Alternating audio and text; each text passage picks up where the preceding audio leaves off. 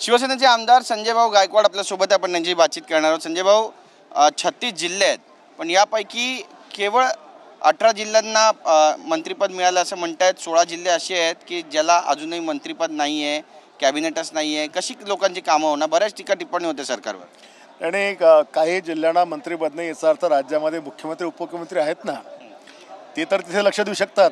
त्याच्यामुळे प्रत्येक जिल्ह्यालाच मंत्रिपद द्यावं असं काही नसते। एखाद्या जिल्ह्यामध्ये कार्यक्षम असणारे 4-5 लोक असतात, त्यांना पण द्यावं लागते। त्याच्यामुळे तो काही इश्यू नसतो। फक्त मी काल देवेंद्रजींना पण विनंती केली आणि आमच्या एकनाथ शिंदे साहेबांना आणि अजितदादांना माझी विनंती आहे की पालकमंत्री देताना आपण स्थानिकच्या जिल्ह्याचे पालकमंत्री दिले पाहिजे। याच्या आधीचा अनुभव असा आहे की 15 ऑगस्ट किंवा 26 जानेवारीलाच पालकमंत्री येतात किंवा फार तर एखाद्या DPDCला किंवा एखाद्या दुसऱ्या मिटिंगला, याच्या पलीकडे पालकमंत्री कधी येत नाही। त्यांना त्या जिल्ह्याबद्दल रस नसतो आणि स्थानिकचे पालकमंत्री दिले तर एवढ्या मोठ्या DPDCच्या पैशाच्या माध्यमातून जिल्ह्याचा विकास त्या ठिकाणी करता येतो। आणि आणखी माझ्या वरिष्ठ आमच्या महायुतीच्या नेत्यांना दुसरी विनंती आहे की बऱ्यापैकी ह्या DPDC ज्या आहेत या सगळ्या निधी खर्च करण्याकरता ठेकेदार आणि अधिकारी यांचं संगनमत चालतं आणि ते ठरवतात कोणता निधी कुठे खर्च करायचा। त्याच्यामुळे आवश्यक ठिकाणी होणारा पैसा जो पैसा गेला पाहिजे तो त्या ठिकाणी जात नाही। आणि म्हणून DPDCचा पैसाचं नियोजन हे DPDCचे अध्यक्ष म्हणजे पालकमंत्री सगळ्या लोकप्रतिनिधी केलं पाहिजे, जेणेकरून आवश्यक तो निधी त्या ठिकाणी खर्च करता येईल। आणि एक स्ट्रक्चर ऑडिट केलं पाहिजे की दरवर्षी DPDCच्या माध्यमातून अनेक बिल्डिंगाच्या दुरुस्त्या होतात, त्याचं स्ट्रक्चर आधी झालं पाहिजे की दर 2 वर्ष त्यांच्या बिल्डिंगा खराब कशा होतात, हे देखील महत्त्वाचं आहे। आणि म्हणून DPDCच्या माध्यमातून ज्या सुविधा आपल्याला सगळ्या हेड खाली त्याच्यामध्ये पैसा असतो, त्या पैशाचा विनियोग चांगला झाला पाहिजे, याकरता देखील शासनाने नियोजन करावं ही माझी विनंती आहे। पण DPDCला मग भ्रष्टाचाराची वाळवी लागली असं म्हणा तुम्ही जे आरोप करता त्यानुसार? मी मागच्या काळात जे पाहिलं की बऱ्यापैकी महाराष्ट्रामध्ये ठेकेदारांचंच वर्चस्व DPDCवर आहे। आमदारांकडनं पत्र घ्यायचं, अधिकाऱ्यांना मॅनेज करायचं आणि ती कामं घ्यायची। त्या कामाच्या माध्यमातून त्यांचा हेतू फक्त पैसा कमवणे असतो। विकास झाला का आणि कामं बोगस झाली का आणि काय झालं का याचं त्याला देणं घेणं काही राहत नाही।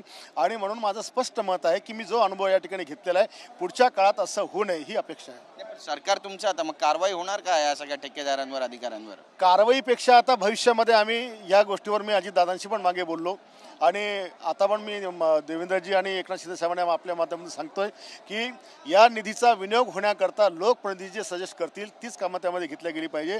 ठेकेदार किंवा अधिकारी ज्या पद्धतीनं हा सगळा पैसा गुंतवतात ते यापुढे थांबवायला पाहिजे। संजू भाऊ, तुम्ही पण तुमचंही नाव होतं खरं तर चर्चेमध्ये की तुम्ही मंत्री व्हाल, नाराजी आहे काही? नाराजी नाही आहे, आमचा माझ्या एकनाथ शिंदे साहेबांवर विश्वास आहे आणि 2.5 वर्षानंतर मी मागणी करेल। नक्कीच, पण जे तुमचे सहकारी आमदार आहेत, नेते आहेत, ते नाराज आहेत, ते घरी निघून गेलेत, काय सांगाल? ठीक आहे, आता प्रत्येकाला आशा असते, अपेक्षा असते, जागा कमी असतात, वरच्या नेत्यांची कसरत असते, सगळ्यांना खुश ठेवू शकत नाही। परंतु ज्यांना आता संधी मिळाली नाही त्यांनी नाराज होण्याची आवश्यकता नाही आहे आणि त्यांची नाराजी दूर करण्याकरता आमचं नेतृत्व सक्षम आहे।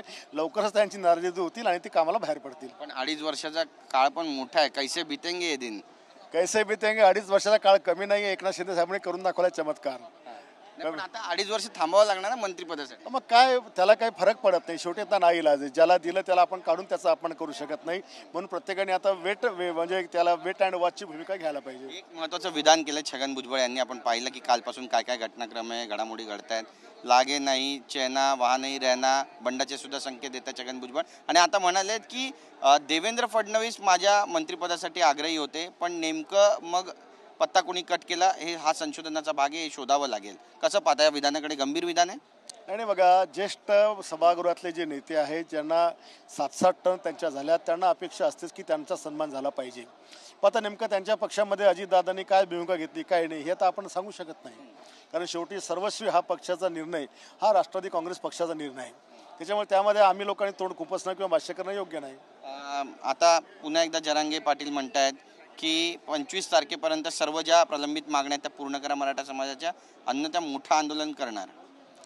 बघा, आंदोलन करणं हा प्रत्येकाचा अधिकार आहे, परंतु त्याने शासनाची चर्चा करून मार्ग काढावा। 10% आरक्षण आधी दिलेलं आहे आणि अजूनही ते कोर्टामध्ये टिकलेलं आहे, म्हणजे कोर्टामध्ये ते आरक्षण गेलेलं नाही आहे।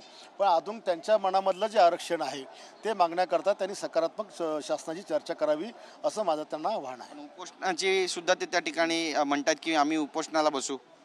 हो, आता मागच्या काळातही त्याने अनेक आंदोलनं केली आताही त्यांनी उपोषण करण्यापूर्वी सरकारशी चर्चा करावी. धन्यवाद आमच्याशी बातचीत केल्याबद्दल. तर जरांगे पाटील यांनी उपोषण करण्यापूर्वी सरकारची चर्चा करावी असं म्हणतात संजय गायकवाड.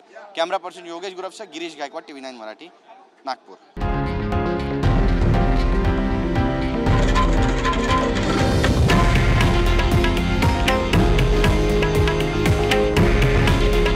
हे आहे देशातील नंबर 1 न्यूज नेटवर्क आणि आपण पाहत आहात TV9 मराठी.